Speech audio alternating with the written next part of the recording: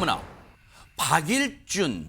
그런데 미국에서 처음 본 친아버지. 이 제목 보면 여러분, 박일준?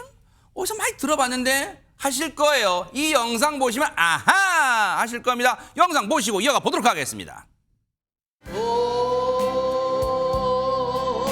내 사랑 나의 지나 날씨나 생각하는 사랑을 정말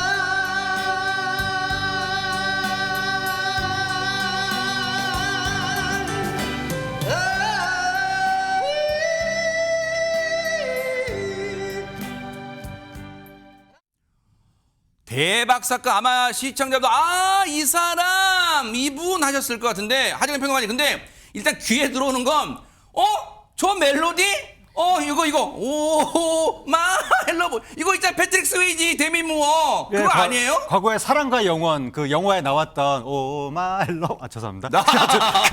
언체인드 멜로디 아하. 그 주제가를 우리말로 이제 번안을 해서 부른 거죠. 그러니까 박일준 씨인데 네. 박일준 씨가 우리나라에서 윤수일, 인순이 씨와 더불어서 1세대 다문화 가수로 활동을 했었고 1977년에 저 노래를 발표한 거예요. 오 진아라는 네. 제목으로 발표하자마자 바로 인기몰이가 시작이 됐습니다. 세상에. 그리고 78년에는 아가씨 이걸 또 발표해서 그때 10대 가수상을 받을 정도로 그 정도였어요? 그렇습니다. 굉장히 인기를 끌었는데 어허. 우리가 이제 옛날 노래를 몽땅 다 트로트라고 생각하는 경향이 있는데 옛날에도 나름대로 장르가 다행히 있었습니다. 뭐였을까요, 그러면 저건? 그러니까 다른 장르였던 거죠. 네.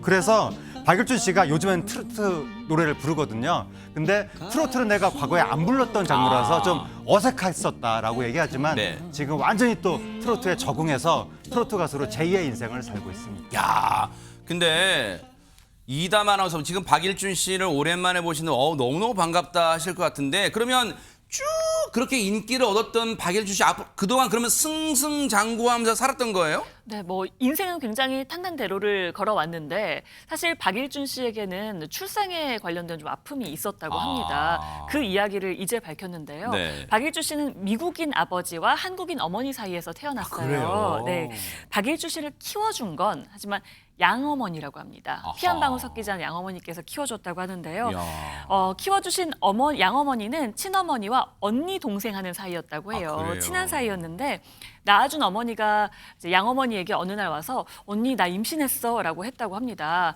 그런데 그 당시에 이 친어머니가 교제하는 남자친구가 없던 상황이었대요. 그래서 양어머니가 이게 어떻게 된 일이냐라고 물어보니까 네. 군인에게 겁탈을 당했다라고 이야기를 했더랍니다. 아. 그 당시 오갈 데도 없으니까 그러면 양어머니가 미군이었군요. 네. 아하. 방 하나 얻어줄 테니까 여기서 애를 낳고 키워라 하면서 낳는 거를 받아줬다고 들었다고 해요. 그러니까 산파 역할까지 양어머니가 해준 거예요. 그리고 박일준 씨가 태어났는데 100일 정도 되니까 이제 머리가 자라는데 머리가 이제 곱슬머리가 자랐을 거 아니에요. 그래서 머리도 좀 꼬부라지고 그리고 애가 태어났을 때도 좀 피부가 까무잡잡하구나라고 생각을 했대요, 양어머니가. 네. 그러다가 양어머니가 낳아준 어머니를 그제서야 이제 물어본 거예요. 혹시 그러냐라고 물어봤더니 그제야 그 군인이 미군이었다라고 이야기를 했다고 합니다. 그래서 점점 커가면서 박일준 씨가 조금 외모가 다르니까 친어머니가 고아원에 박일준 씨를 버리고 갔다라고 합니다. 그 이후에 고아원을 찾아온 양어머니가 박일준 씨를 키우게 된 거고 박일준 씨는 엄마라고 부르면서 잘 따랐다고 합니다.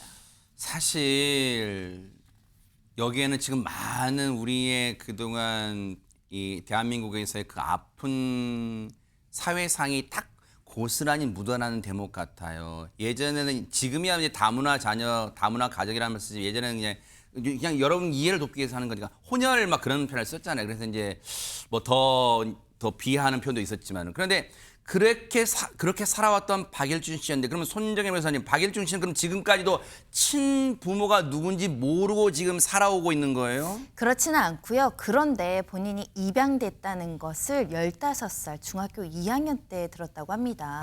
그러니까 양어머니가 하도 속썩이고 기타만 치러 다니고 하다 보니까 어느 날 내가 네 친모가 아니다라고 하면서 친모 사진을 보여줬다라고 합니다.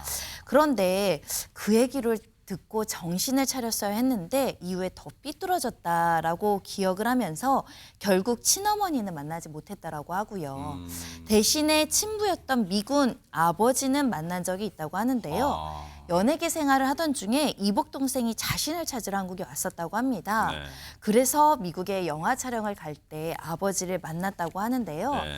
그런데 친어머니도 버리고 미국에 가서 또 아이들 5명이나 낳고 사는 친아버지 모습에 좀 열이 나서 그 이후로는 또 연락을 하지 않고 만나지 않는다고 합니다. 세상에 왜 이렇게 박일준 씨 지금이야 뭐 이제 어엿하게 잘 살고 계시면 당신 내 인생이 왜 이렇게 기구한 걸까 그런 생각도 하셨을 거예요. 친부모한테 버림받고 그리고 앞서도 들으셨지만 자신의 외모로 사회로부터 곱지 않은 시선에 시달렸던 그 마음 얼마나 어린 마음에 견디기 힘들었을까요? 얘기 들어보시고 이어가 보도록 하겠습니다. 계속 술을 먹다 보니까 제가 중독인지 몰랐어요. 그 시선, 어떤 어렸을 때부터 그 따가운 시선 있잖아. 그러니까 항상 손가락질이고 내가 좋은 일을 해서는 저기가 안 나타나고 나쁜 일만 하면 쟤하고 놀지 마.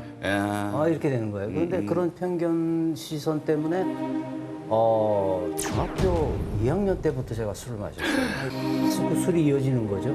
저렇게 술 먹다 보면은 아마 죽을 수도 있다라는 걸 느꼈을 것 같아요. 집사람이. 굉장히 많이 마신 거죠. 많이 마셔서 2002년도에 제가 쓰러졌어요.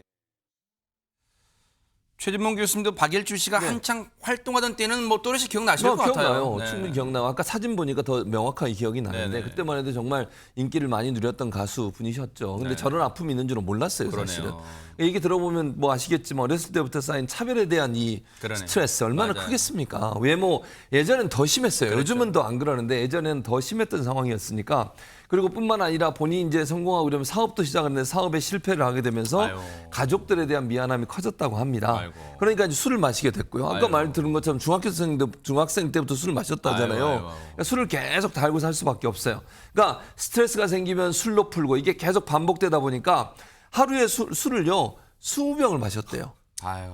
이거는 몸이 엄청나게 상하는 일이거든요. 20병을 마실 정도로 그렇게 힘들었다고 그러고 결국 알코올 중독증에 걸리게 됐고 그로 인해서 간 경화가 왔고 아유. 그 간 경화 때문에 결국 또 식도 정맥 파열까지 어머나, 와서 어머나, 세상에. 6번 정도 큰 수술을 받았다고 합니다. 네. 그런 상황이고 간이 나빠지니까 혈당 조절이 안 됐고 합병증으로 당뇨병 진단을 받고 입원까지 했다는데 아유. 이제 술을 완전히 끊고 생활 습관도 바꾸고 건강을 관리하고 있다고 합니다. 그나마 참 다행이네요. 다행인데요. 네. 이렇게 고통을 이겨내고 건강을 되찾을 수 있게 네. 옆에서 도와준 사람 당연히 있습니다. 어머니만큼이나 의지한다는 그 사람 누구인지 영상을 함께 보시겠습니다. 아하, 네네.